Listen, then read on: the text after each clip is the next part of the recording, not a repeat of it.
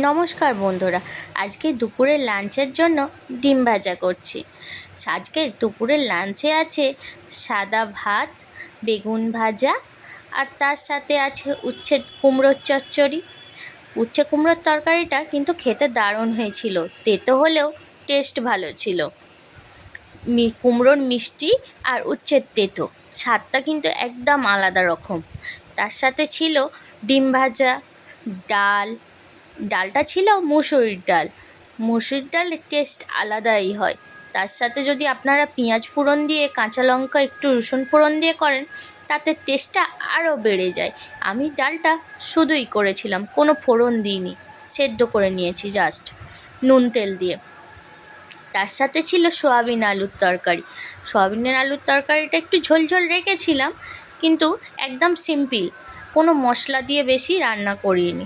বাড়িতে মাছ মাংস না থাকলে আপনারা এরকম একটা রেসিপি বানিয়ে নিতে পারেন। আমার ভিডিওটা ভালো লাগলে চ্যানেলটা সাবস্ক্রাইব করে দেবেন, ভিডিওটা একটা লাইক করে দেবেন।